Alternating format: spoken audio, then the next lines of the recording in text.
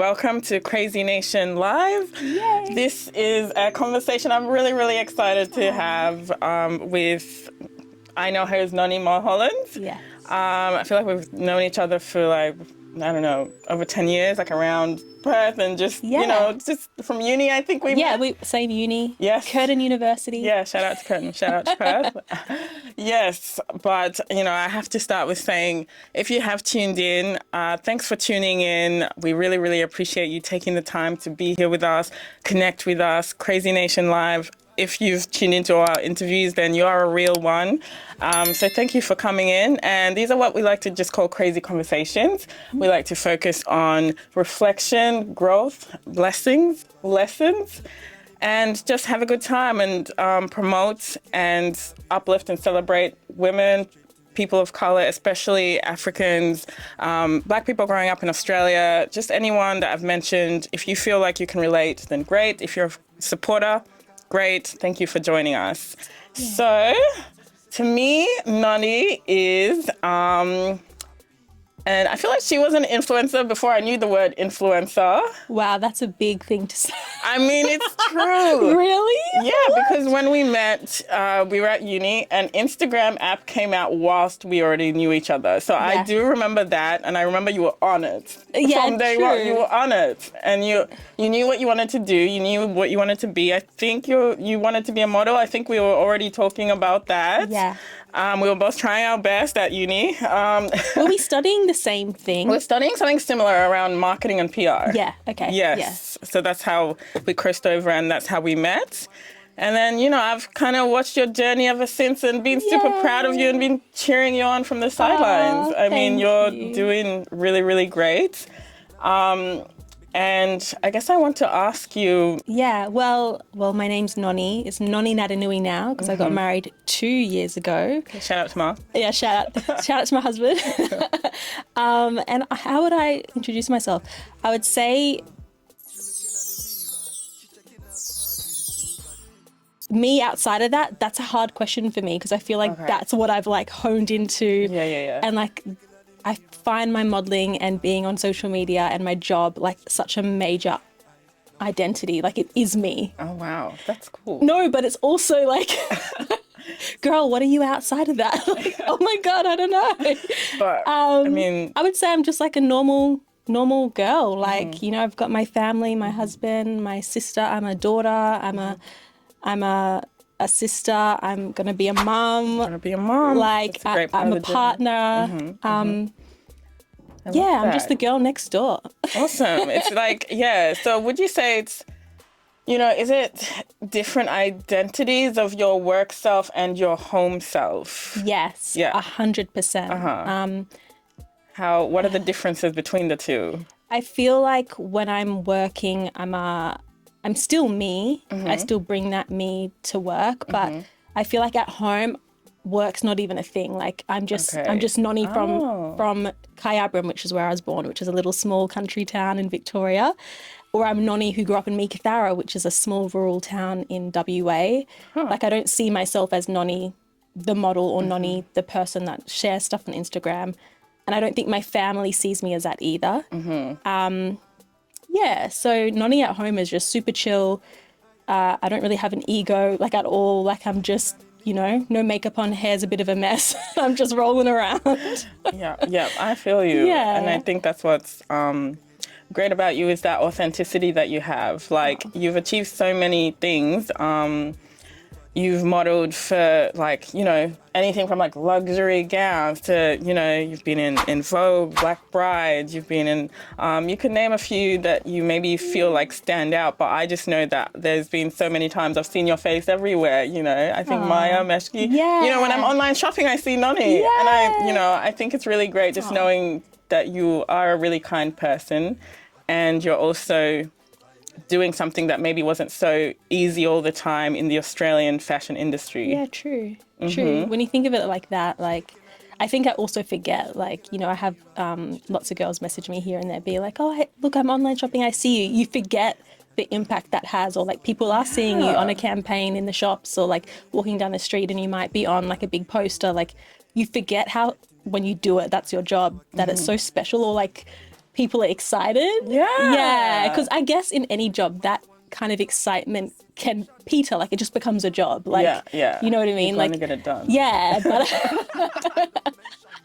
I mean, I'm very grateful to be in the career that I am, and obviously modelling is also, you know, not everyone can necessarily do it. So it is definitely, I'm proud of that, but like I said, any job becomes a job after a while. Yeah. So for people to be excited when they see you on things, it's like, oh yeah, true. Yeah, you did that. Yeah, like, oh. Awesome. And when you say like not everyone can necessarily do it, I guess that brings me to some questions about, have you perceived your journey with work? Because your job is very much a lot about your appearance as well as obviously your vibe, but you know, I'm sure it's quite a journey in itself. Yeah.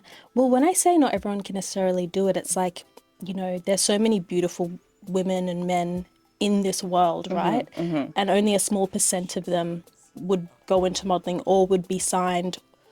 And it can even mean like there could be a girl, like I remember a girl that looks quite similar to me asking me for advice, like, Non, I want to model, like what can I do? And you could still be beautiful, go to an agency, them take your test shots, whatnot. But sometimes it's like, oh, but we already have a girl that looks like you on the books. Like we're not going to take on another one. Like you're too similar. Yeah. So just something like that, like you could still be that girl, but it depends what's out there already in the market. Now I'm getting technical, but I get it. But does it make it feel more competitive, or does it make it feel like there's a limited amount of space for you? In a sense. But I think social media, things like Instagram and stuff, has made it feel like there's so much space now. That's like true. Lots of people can access being a model influencer. I mean, model, but you know, there's more room now. I think with social media, I feel like when it was more traditional modelling, it definitely felt more like competition, limited. I mean, in my experience. Yeah, because you've been doing this for a long time, and I think social media wasn't as big when you started, but you grew with it. Well, I've tried, and like I've tried to grow with it, but I feel like that's never been my focus. Like the social media's come secondary to the modelling. Yeah. I wish I actually put more effort into the social media. Yeah, because I feel like that's what's blown up. Traditional modelling, obviously, it's still a place. That's still where I would work the most. Yeah. Social media has so many opportunities, so much money behind it now that I'm like, damn, like I should have been focusing on that. Never too late, girl. Never too late, no. Never too late. Yeah. But it's also hard because I want to be seen as a model, not necessarily an influencer. Yes. Okay, let's talk a little bit about that, because you're in a right position to talk about that. Yeah. So there is a distinction between influencer and model, right? Does that depend on just the kind of brands that you work with? Well, I think if you're a signed model, you can, obviously it's great to have both aspects, like being able to do social media campaigns and your management also will handle that. Well, mine does anyway, like they do both. Okay, cool. But I feel like there's that fine line of being called influencer and being seen as a model. There's lots of influencers that aren't necessarily models. Yes. Does that make sense? Like, but yes. But the other way around is not the same, is it? Like there's models that aren't necessarily influencers. Yeah, I mean, there is that, but I think now with social media being such a big aspect of our lives, like agencies want you to sort of have the capability to do both. Okay. Because they know the value that social media has. Okay. And brands now, you know, might find a girl on social media or they might want a model that has a bit of a social media presence so they can do XY campaign and do this and also like promote on social media and like know that she has a bit of a profile. Or maybe there's brands that choose a girl based on their social media. You know what I mean? Like, so it's like that fine line. I like to be seen as a model, but then I also appreciate the social media aspect. Like, yeah, it's hard.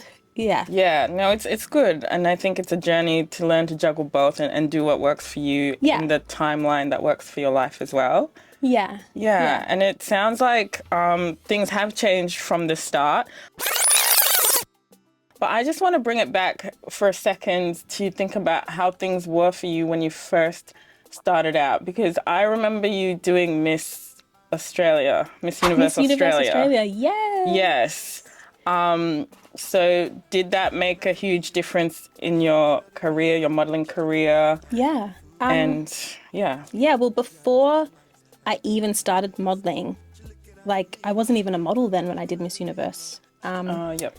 I was 23 at the time. I had done like kid modeling. My mum had put me in kid modeling. Okay. But when I got older and I wanted to model, like this is when I was in my teens, because I had a few people come to me with cards being like, go see my agency. Like, we think you could be a model. Like, Yeah. I was like, Mum, like, you know, like, can we go to the agency? Oh, that's so like, cute. yeah. And my mum was like, no. Like, she was so anti, like, she was like, I want you to get your ATAR. I think, I don't know what it's called now. TEE. I'm showing my age We're now. millennials. She's like, I want you to study. I want you to go to university, get your degree. And like, modeling should not be your end goal. It should just be, you know what I mean? Like, this should be what you want to do. She's very big on education. And you know? yeah, shout out to your mom. Yeah, she's an African mom. She's an African mom. She will let you know about the education. Yeah, so she was like, you know, once you get your degree, you can do whatever you want. So Okay. Cool. I didn't think about modeling until I was at uni. Yeah. You know, I probably spoke about it, but that wasn't my... Yeah. So then a friend of mine also at uni was like, Nonny, we should enter Miss Universe Australia. And I was like, really? You're like, say less. No, but also I was like, I don't see no coloured girls or black girls doing Miss That's why Universe I call you a Australia. trailblazer, because I didn't see that either. And I saw you up there, and like, you know, you were representing that you don't have to just be, you know, one stereotypical look. Yeah. And, you know, you bring a bit of colour into, Yeah. into Miss Universe And like, Australia. granted, I know that I have a privilege of, I'm mixed, right? So I feel like in that sense, it's like, I don't want to say more palatable, but like, it's easier to get into those spaces. Yes, like I will of say, course. I'll say that that's a truth. But still, like knowing that like I was one of the only black girls doing it at that time was pretty daunting as well. Yeah, I Like, can imagine. because you're watching and you're like, am I even an option here? Like, are you guys even Yeah. considering me, or am I just like... Yeah, to be like, yep, we did it. We included. Yeah, like you just wonder, you know, like, am I even the look that you guys would even go for? Like, Yeah. So anyway, back to my friend. She's like, let's do Miss Universe Australia. Yes. I was like, okay. She was like, there's heaps of prizes. We could go to Bali. Like that was the draw. Wow. Like that was what we were like, okay, let's do it. And then I guess that's what sort of sparked me into the journey of modelling. I think, what did I get? I got top 6 in WA. Thank Well you. done. And then I got top 10 in Australia. That is really hard to do, by the way, so well done. Oh, but when I look back, I'm like, oh my gosh, I was not ready. Like, I was not ready to even become a Miss Universe. You know what I mean? Yeah. You're like, thank God it was. Yeah, I was like, I remember getting to top 10 and then it whittles down to top 5. And one of my friends in the competition, who I'm now best friends with now, I was like to her, Mel, I cannot go further than this. Like, I don't want to be top 5, because then you get picked to be Miss Universe Australia. And then it just keeps going. Yeah, you know, what if I get picked? Like, I don't want to be, this is too much. Like, I didn't even think I'd get that far. So I was freaking out, but I'm happy I did it, because I guess it obviously took me out of my comfort zone. Yes. Met so many beautiful women. Amazing. Who a lot of them I'm still friends with today. Oh. And it sparked that sort of, I actually like doing this, and that's how I got into modelling. Yeah, okay. Yeah. Cool. So from then, like, what would you say is your most exciting contract or moment in modelling, sort of? Thus far? Yeah. Ooh. I feel like it's a hard one, because people will say, what's your favourite brand that you've worked with, or like, what's the best job that you got, or your biggest contract. But for me, it's not necessarily about the brand or the job or like the monetary amount or anything like that. It's more so like, I guess the jobs where I've gone traveling. where I've got to see a bit of the world. Oh, that's cool. Yeah, because a lot of the time I'm modelling, you're in a studio, which you could be flown to New Zealand. I remember I went to New Zealand for 2 weeks for a job, and everyone's like, oh, how was New Zealand? I'm like, girl, I just saw the studio every day. Oh, wow. You're like, I didn't see New Zealand. You tell me. You know, like I literally got an Uber to like the model house and like just went to the studio every day. And I think I walked to a massage place because my birthday was my birthday while I was there. That's what I mean when I say she works hard. Yeah, it was my birthday one of the days, and I remember I was like, I'm gonna book myself a massage, walked around the street, went for a massage, went for dinner, and that's the scope of like my New Zealand experience. Wow. So the jobs that take you out of the studio where you're on an island, like Monday Swim, or or you're on a cool location. That's the jobs that I really enjoy, because I guess, you know, you get to travel, see the world, and that's always fun. Yeah, cool. And it probably helps, I would assume, like the vibration you go into, the people that you work with. 100%. Yeah. Like how they make you feel. Like you could be on one of the biggest jobs of your career, but like the vibes are off, or it's high stress, or you're just not feeling, and that's hard. Or like when your self-confidence isn't maybe at its best at that time, but you're getting all these jobs and you just feel so off. Yeah. That's hard.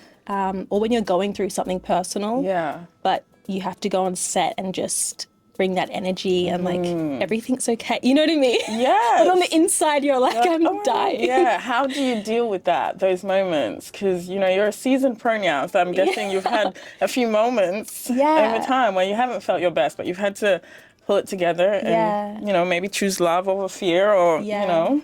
Well, I'm proud to say in my whole, 10, 12-year career, I've never not shown up to a job. Amazing. I feel like, things happen in life. But I don't know, when I'm on set, it's a whole nother world. I'm in my zone. I get it done. I mean, sometimes it is hard, but I feel like I know so many people are there on the day. I know the photographer's here, the stylist, the makeup artist, XYZ. I know how much it costs. You know, I'm not going to, I don't want to let people down. Yeah. I get that. Yeah. And do you think, don't let me put words in your mouth, but let me know if, because, you know, I've met your mom briefly. I always tell you, I think she's one of the most beautiful women I've ever seen. She's gorgeous. Thank you. And, you know, her being an African woman, do you feel like things from growing up and things from your heritage sort of give you certain tools? Whether it's your work ethic from your mom, or, you know, dealing with people from different backgrounds and different cultures and anything like that?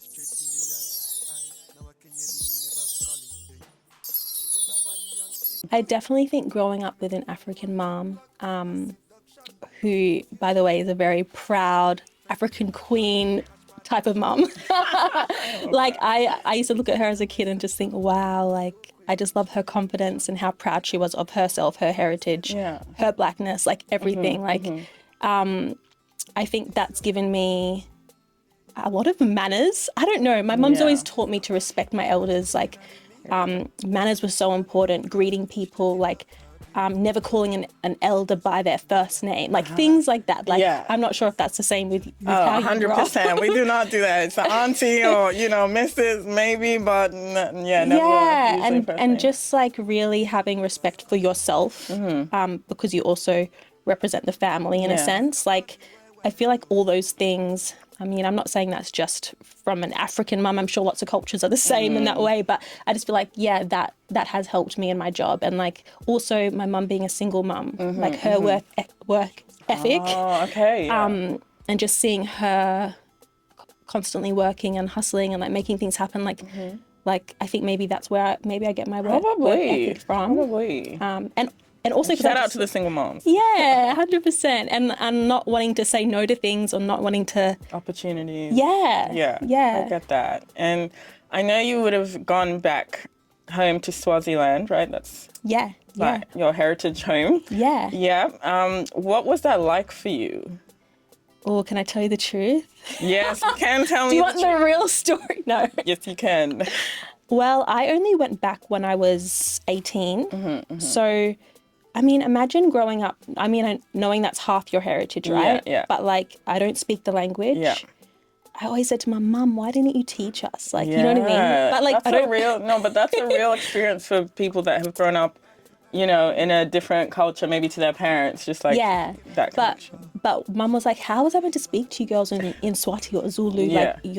Like your dad's wife? Like, who am I speaking to in the house? I'd have to just speak directly to you. Like, it wasn't an environment where like, you know, you're going to pick it up and learn unless you know, and I was like, yeah, I get that. So, but going when I was 18 for my first time was a life-altering experience in the sense of, I thought, because growing up, I was always like, where are you from? Everyone's like, where are you from? Yeah, where are you trying from? to identify you. Right? Yeah. So, and I'd be like, you know, my mum's from Swaziland, or now it's called Eswatini. But I'd always be like, you know, I'm half African, like my mum's from Southern Africa. I'd always explain that heritage, right? And I thought going back, I would be like this connection of like, I'm home. Yeah.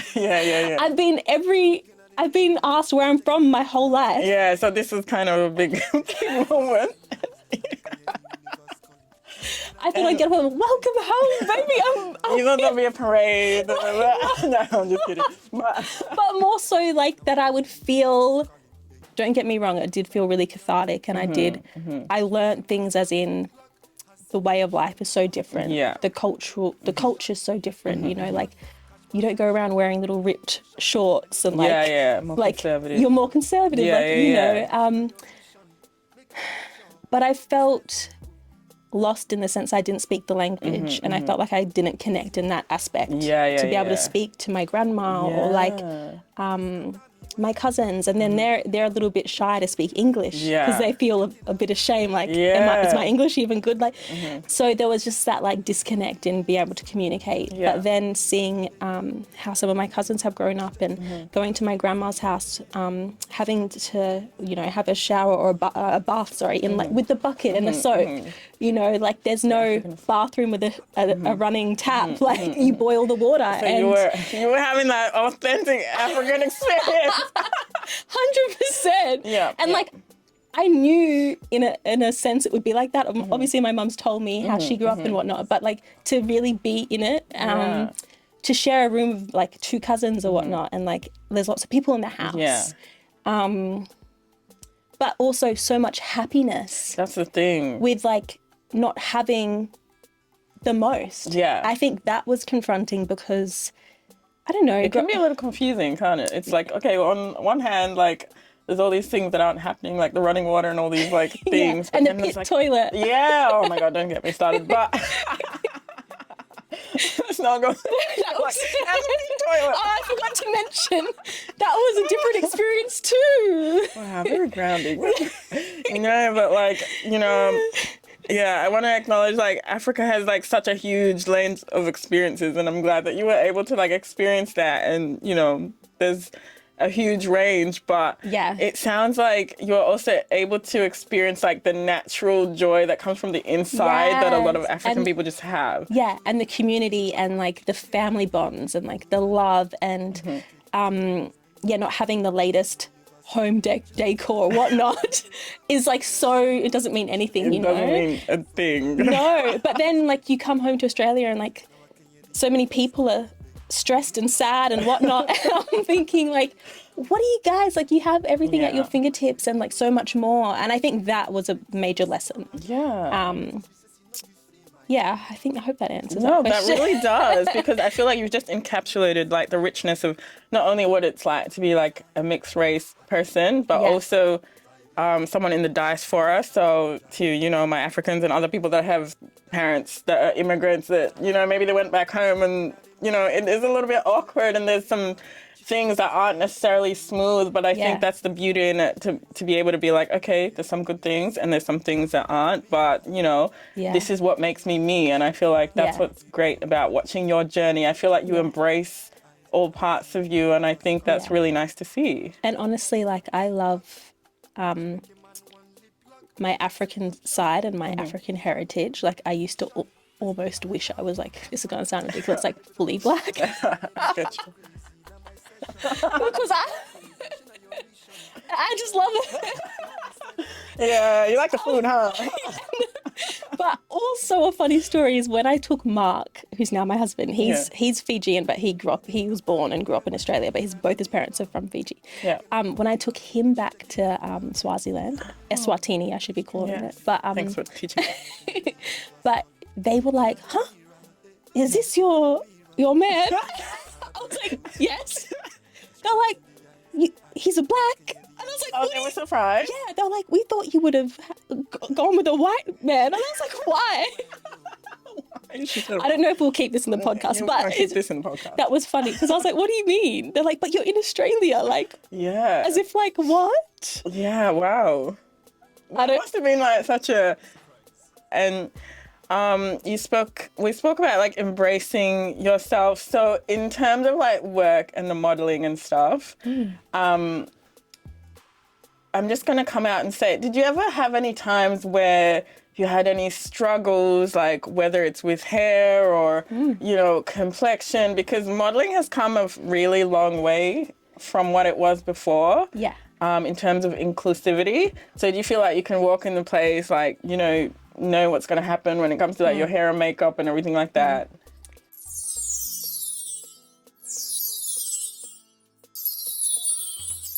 Well, like I kind of said before, being in that mixed bracket, I feel like is an easier journey in regards to modelling. Oh yeah, they have the shades.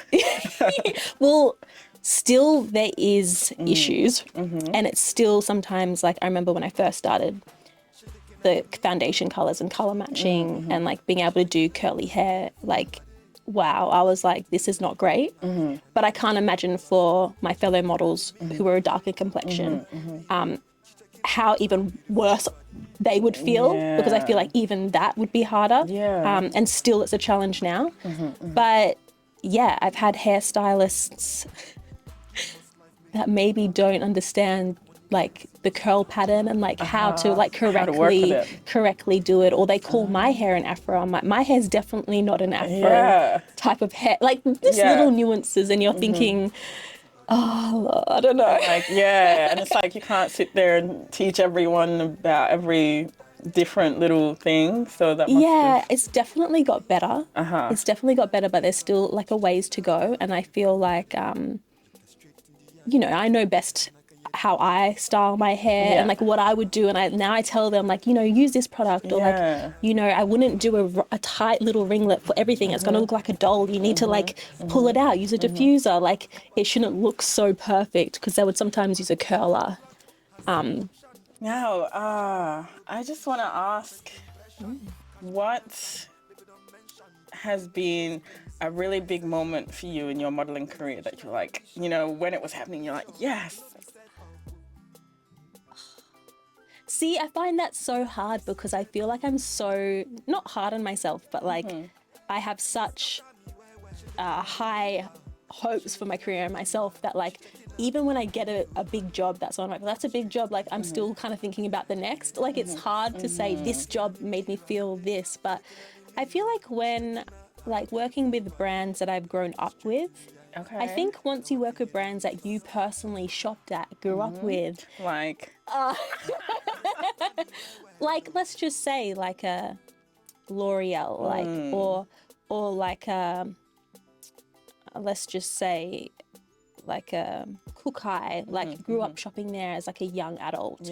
Or like out to Perth girls, if you haven't been to Kukai, I don't know. I know, if you haven't been to Kukai, where are you shopping? Where are you shopping? Or even like back when I first sort of started and I was doing like the Targets and like Kmart's, which are super commercial, but like those are shops that I've known of and grown up with. So that was exciting to me, because I'm just like me, like I'm here, like, and I would grow up going to those shops. So that's always exciting.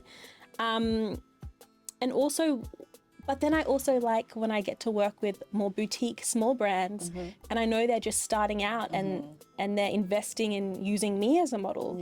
And like they see value in me, and I'm thinking, you could have chosen it. I know you're just starting out, like your budgets might not be as big, things like that. Like, that's awesome. Like I'm grateful for those jobs too. No matter the size of the job, I think when I'm booked, I feel I'm like, oh, wow, like that's really nice. Like, yeah, grateful for each and every job, no matter how big or small. I love that. I love that about you. And that comes through. I don't know if you know, but that comes through, like, you know, in the way you carry yourself. And I love that. And that reminds me of one of our main artists at Crazy Nation. His name is Shows Crazy. Shout out Shows Crazy. He has a new song that's going to be coming out called Onyama. Sorry, Nigerians, if I'm not saying it right. Okay. Onyama. It means good one. And it's all about being in the vibration of gratitude and blessings. And it sounds like you are, which is really, really great. And, you know, you're pregnant right now. Let's talk about it. Let's talk a little bit more about that.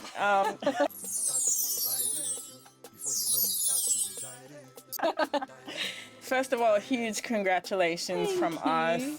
Such a blessing, such an amazing, transformative time. And I don't take it for granted that you choose to be here with us while you're going through this journey. Thanks. Yeah, so yeah, let's talk about what that's like for you as Nonny. You're going from Nonny, the model, you know, whatever your past life was, Nonny, the wife even. Yeah.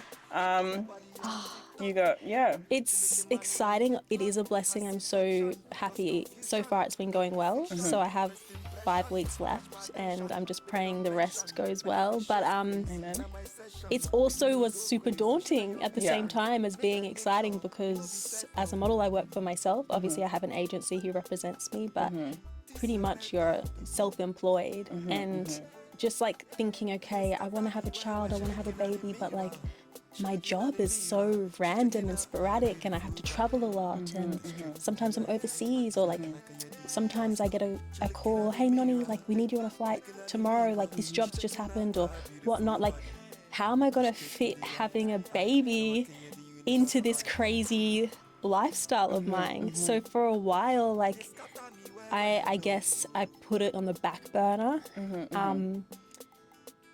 But your girl ain't getting any younger. I know how it feels, yeah, and perfect timing. Yeah, so I just felt like I want to do this, I want to have a child, and I just had to go for it. And and I think you'll be great. And honestly, it probably does feel daunting because it's all gonna be new. The baby's gonna be new. Yeah. You as a model and a mom is gonna be new. Yeah. It's a real blessing, but also it's a testament to women, because with love comes sacrifice. 100%. Yeah. But at the same time, like we were speaking about earlier, there is a new world where, like, you know, you're obviously a successful model, but then there's so much you can do in terms of like social media and like wrap that around in pivot or like focus more on that aspect. Yeah. While I can't be necessarily going on different sets here, there and everywhere. Yeah, you're so right. And that's why when I was saying before, like I wish I probably put more effort into my social. Yeah, but now's the time. Now's the time, 100%. But yeah, so excited, and I guess it is a new journey, and I liked what you said, like with love comes sacrifice, and that's really true. And I see women doing it all the time, working, being mums, doing it all. Shout out to women. Yeah. Shout out to women, but yeah. That's so true. So why can't I do it all? You can do you it know all. What I mean? So I'm going to try. You are doing it all. No, but like, you know, you second guess yourself, or like you think, will I still have a career? Like, how will I do this? But I think women are way more strong and agile, and they can do a lot. So I feel like I'm gonna do a lot. I'm gonna try keep my career. Obviously, things like you said will pivot, but I love what I do. I've got questions being like, so what are you going to do now? Like that you're having a child. I'm like, what do you mean? You're like, am I dying? No, I'm still... I'm still going to model. I'm still going to try do everything that I was doing before in a different way. But yeah. Yeah, and you know, probably even better. Like, yeah, true. Yeah, and maybe I will prioritize certain jobs over others and be a bit more, you know, discerning. Yeah. That's awesome. So that's really exciting if you look at it that way. Like, it's a whole new chapter for yourself. Yeah, true. And are there any skills that you can take from the past? Because I know I feel very grateful because I've been with Mark, my husband, since I was 17.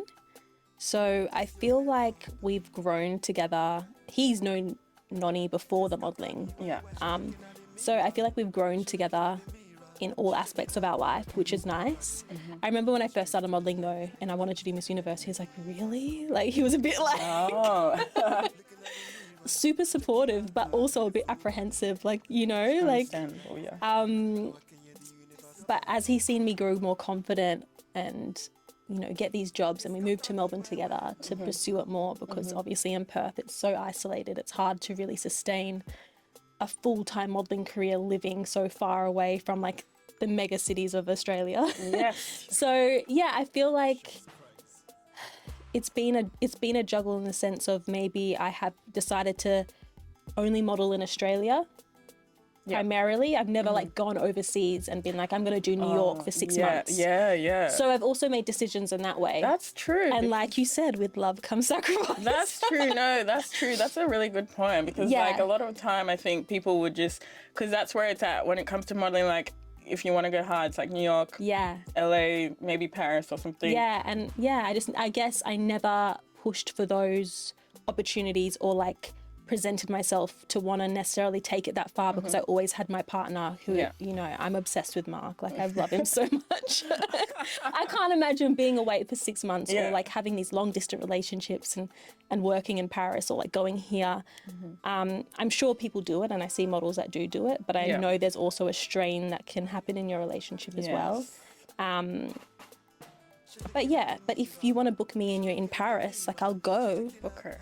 But only on direct bookings, and then I'll come back. Let them know what you want, girl. Put it out into the universe, and it's gonna happen.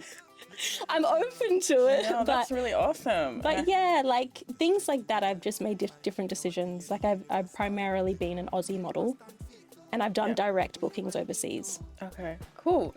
And I kind of love that you did that, though, that you did that sacrifice, because I think, like I said, I really do think you have made a bigger impact than you think you do when it comes to modelling in Australia. There's not many people of colour. You have a great energy about you. So I am glad that you stuck around, and Thanks, you know, this is what Crazy Nation is about. It's about giving people their flowers, celebrating them, especially, you know, people of colour, Africans. No, I love what you're about. That's why because I haven't done a podcast before, when you said, you know, this is what I'm about, this is what we want to champion, and I'm like, I want to be part of that. Like, I appreciate that, and like to be, you know, on a podcast that's championing people of colour, black women, black artists. Amazing. Cool. I love that. That's awesome. And usually you'll hear in the background music to this video. We use a lot of Show's crazy music, so I'll send you some of his stuff too. Yeah. But do you have any Afrobeat artists that you really like, or any that you're listening to right now? I'm like, you know what? Yeah. I'm the worst with knowing the artists' names. I'm so bad. Are you going to sing the song? Of course. I mean... yeah, shout out in Nigeria.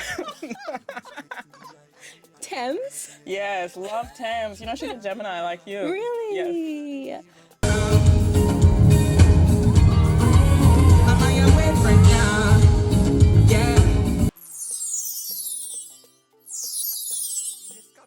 Well, I will say, like, I guess on my social media and in my career, I'm not one of those people that really, I'm a bit private, right? Yeah. Like, as much as I share, like, I'm not necessarily like preaching to everyone to live like X, Y, Z. Yeah. But I am Christian. I do have a faith in God. Yeah. And that's been important in my life. Okay, cool. So I feel like in every aspect of my life, you know, praying is important to me. I feel like if there's ever a time where I'm unsure, you know, having conversation with God and like feeling connected in that way. So that's my like connection to spirituality, I guess, which people might not know, like, because I'm not sure if I really like go on about it, but that's something really important to me. But I think the biggest lessons for me is just staying true to yourself. And I feel like having your values and always leading with your values. Yeah, like there's some opportunities that have come my way which I've not necessarily aligned with my personal values. And I just don't go for them, you know what I mean? It doesn't matter how big the budget is or what they're offering. Like, I just always, I love that. Yeah. You stay true to yourself and your values. And I hope so. I mean, yeah, there's always things that people might not agree with, like political things in the background and companies owned by this person or that, like things like, Yeah, you know, yeah, I get nuances that you that. don't necessarily, Yeah, yeah. you can't get it right every time, and you Yeah. can't know every little thing. Yeah, but in general, yeah, just staying true to myself and making sure that I'm representing my family, myself. Yeah, well. I love that.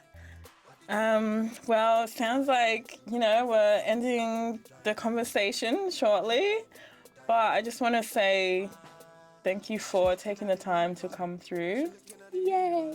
Ooh, I love gifts. Down here, excuse me while I maneuver around the mic. I'll just grab it out the bag straight up. It's just a little hoodie. I feel like, Loki, I know that you love Cute. comfort. I do. Yeah. Like, I'm in a hoodie at So home. that is the Crazy Nation hoodie Yes. for you. I love it. Thank you so, So we much. you're welcome. I will wear this. I will. Yes. So let's just show the people. Oh, you know where your angles are, girl. Yeah. Yes. So hopefully that fits. If it doesn't, And for Melbourne, I mean, it's always a bit cold, so Exactly. this is perfect. Yeah, and you can share it with Mark. I don't know if he'll. I'm in a hoodie at So home. that is the Crazy Nation hoodie for you. I love it. Thank you so much. You're welcome. I will wear this. I will. Yes. So let's just show the people. Oh, you know where your angles are, girl. Yeah. Yes. So hopefully that fits. If it doesn't, And for Melbourne, I mean, it's always a bit cold, so Exactly. this is perfect. Yeah, and you can share it with Mark. I don't know if he'll fit. No. But No, this is just mine.